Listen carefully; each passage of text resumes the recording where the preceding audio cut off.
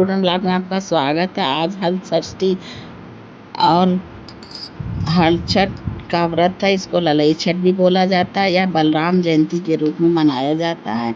देखिए आज हम लोग पूजा करने के लिए जा रहे हैं। इसमें देखिए महुआ है और चावल जो पानी में होता है तिन्नी का, और भैंस की दही से हम लोग प्रसाद बनाएंगे और महुए के पत्ते में ही इस प्रसाद को हम लोग देंगे और महुए के पत्ते में ही चढ़ाया जाता है। देखिए हम लोग जा रहे हैं, जहाँ हम लोगों को कुछ घास मिल जाएगी वहीं हम लोग पूजा करते हैं। उन्हीं चीज़ों को खाया जाता है, जोता हुआ नहीं खाया जाता। जैसे तिन्नी का चावल जो पानी में उगता है उसी को हम लोग खाते हैं, और जोते हुए खेतों का नहीं खाया जाता। जो हाथ से हम लोग बोर कर बो देंगे साग वगैरह, उसको भी हम खा सकते हैं।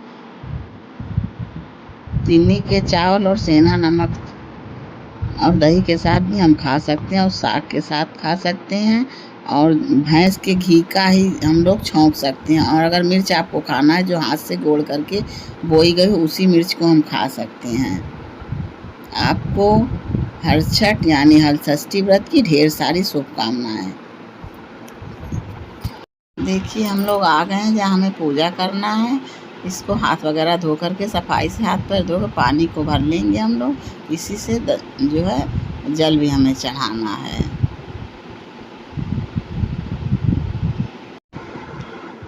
देखिए हमारा प्रसाद है। अब हम लोग जो है कुछ घास को ढूंढ करके, यानी यहाँ बहुत सी घास है, कुछ घास वहीं हम लोग ढूंढ करके उसी में जो है महुआ और चावल जो तिन्नी का और भैंस की दूध का दही उसी को मिला करके हम लोग गांठ बांधेंगे। 6 गांठ बांधी जाती है उसी में रख करके। देखिए हम लोग एक एक करके गांठ को बांध लेंगे। 6 गांठ हो जाएगी हमारी। तब इसमें हम लोग जो है पीले कपड़े से इसको ढक देंगे।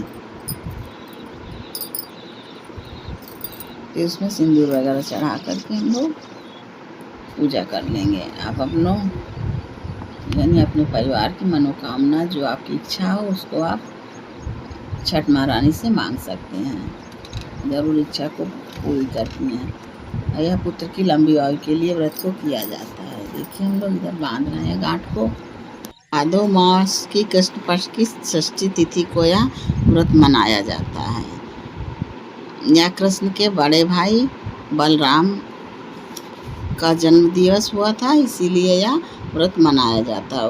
वो जो थे हल को ही चलाते थे, इसलिए यह व्रत हल षष्ठी के रूप में मनाया। हल की पूजा की जाती है, इसलिए हम लोग जोते हुए खेत का नहीं खाते हैं। ना हमें खेत में जोते हुए खेत में घुसना भी नहीं चाहिए, नहीं तो हमारा व्रत खंडित हो सकता है। और केवल हाथ से जोती हुई यानी गोड़ी हुई चीज़ों को ही हम खा सकते हैं, और पानी में जो उगता है चावल वगैरह, सिंघाड़ा वगैरह भी खा सकते हैं। अब तो सब लोग केला भी खाने लगे क्योंकि वह जोत के नहीं बोया जाता है। देखिए इधर हम लोग प्रसाद हमारा उसी का है। देखिए अब हम लोगों ने देखिए चढ़ा दिया। देखिए पीले कपड़े से ढक दिया है दोनों लोगों ने। देखिए गांठ बांधने के बाद पीले कपड़े से ढक दिया जाता है। हमारे आपके यहाँ जो प्रथा हो हमारे यहाँ इसी प्रकार। देखिए कपूर को जला देंगे, हम लोग जला रहे हैं, और अगरबत्ती भी जला देंगे।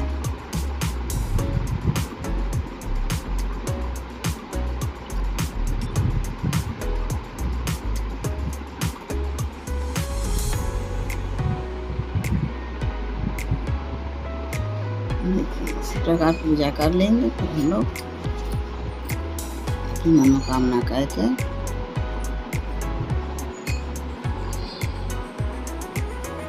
फिर पूजा करके वापस आ जाएंगे।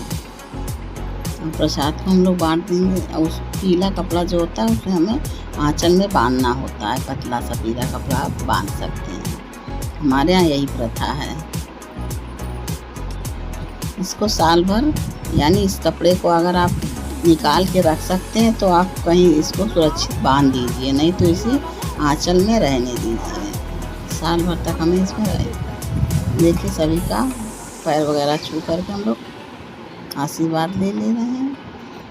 यहाँ बहुत सी महिलाएं आती हैं व्रत के लिए। जिनके पुत्र नहीं होता वो भी आती हैं, प्रसाद को ग्रहण करती हैं, जिससे उनको पुत्र की प्राप्ति हो जाए।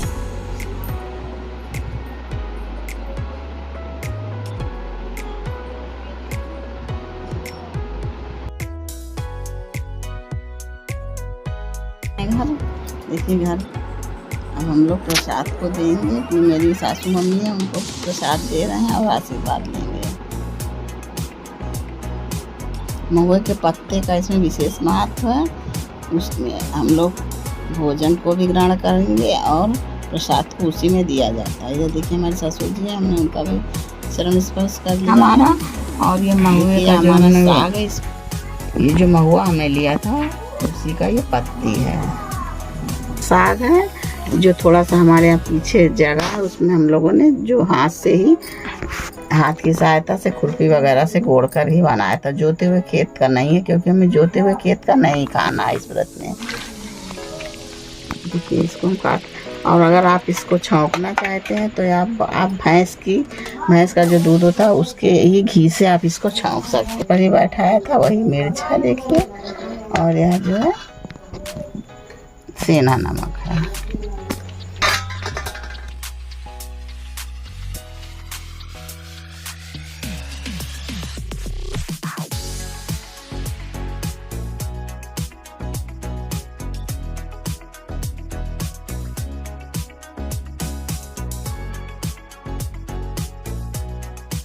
देखिए हमारा जो है चावल और साग बन करके तैयार है। हम लोग इसी को खाएंगे इस समय।